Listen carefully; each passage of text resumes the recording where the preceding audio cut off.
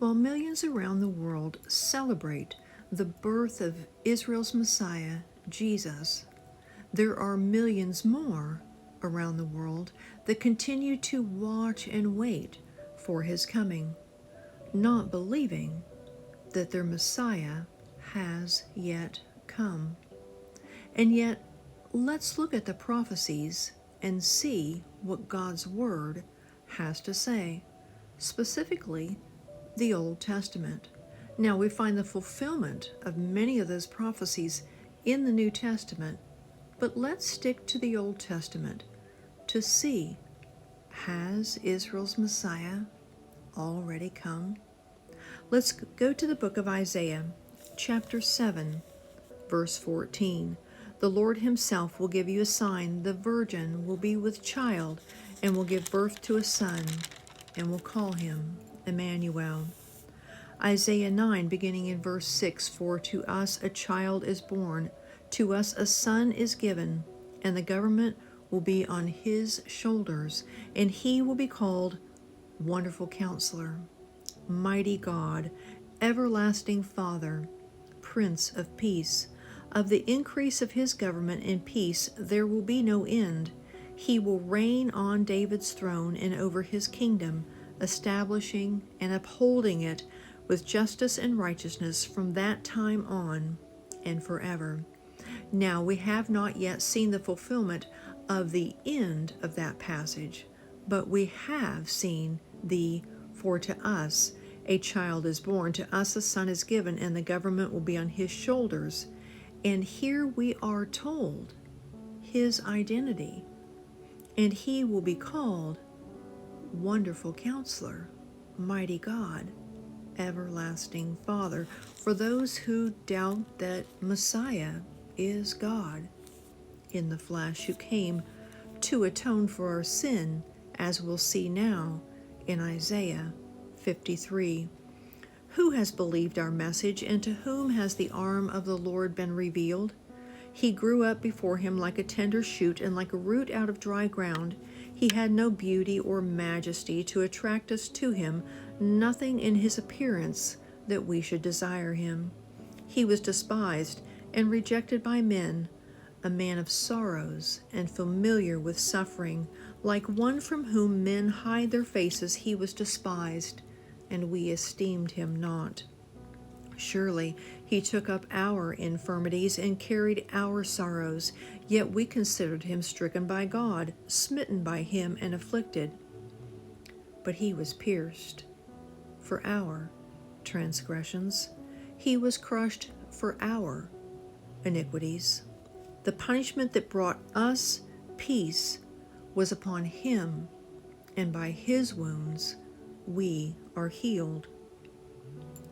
We all, like sheep, have gone astray. Each of us has turned to his own way, and the Lord has laid on him the iniquity of us all.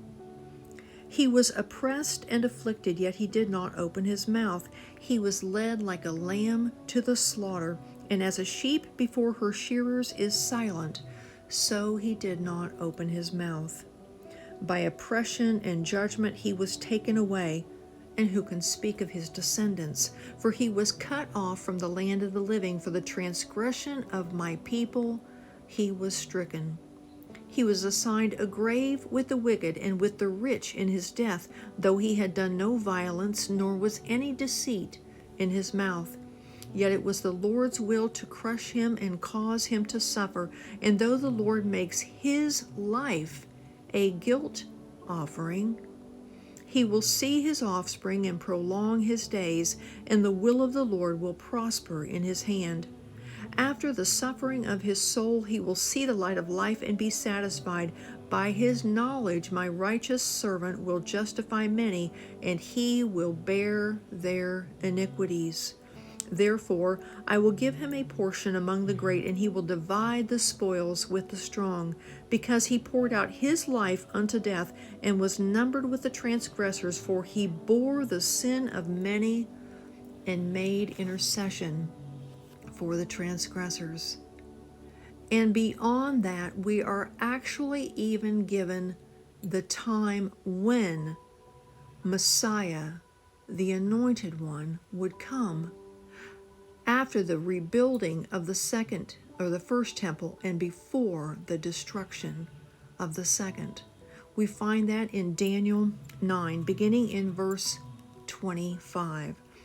Know and understand this: from the issuing of the decree to restore and rebuild Jerusalem until the Anointed One, the ruler, comes, there will be 7 sevens and 62 sevens, so a total of 69 sets of 7-year time frames. It, referring to Jerusalem, will be rebuilt with streets and a trench, but in times of trouble. After the 62 sevens, the Anointed One will be cut off and will have nothing. That means cut off in the Hebrew is referencing a violent death. So let's look at this time frame that we're given, that's prophesied in Daniel 9, 25 and 26. From the issuing of the decree to restore and rebuild Jerusalem, we find that in Nehemiah 2. Historians say that was in 444 BC, March 5th, when the issuing of the decree went forth to restore and rebuild Israel, Jerusalem. And then we are told that from that point until the Anointed One comes and is cut off, there will be 69 sets of 7-year time frames. If we do the math on that, 69 times 7-year time frames. So we have 483, which is the 69 times 7, times 360 years, because remember the Jewish people go by the lunar calendar. That is 173 days, 173,880 days. I apologize. So from March 5th, 444 BC, from the issuing of the decree to restore and rebuild Jerusalem, add 173,880 days. That brings us to March 30th, AD 33. Passover, when the Anointed One, Israel's Messiah, suffered a most violent death. When he fulfilled Isaiah 53, when he was pierced for our transgressions. Israel's Messiah, the Christ, has already come once. That time he came to atone for our sin, and he will come again at the end of a soon-coming 7-year time frame, prophesied in this same chapter in Daniel 9, the final 7 years decreed for the Jews in that chapter. 69 already out of 70 having been fulfilled. When Jesus comes, when Messiah comes the next time, it will be to set up his kingdom to rule and reign over the nations from Jerusalem. That's the coming the Jews were watching for. His coming to atone for our sin was the coming that they missed. But just as he fulfilled all those first coming prophecies, born of a virgin in Bethlehem, as we're told in Micah 5, and more, he will come again to rule and reign over the nations, and 1/3 of the Jewish people, according to Zechariah 12, will then receive their Messiah.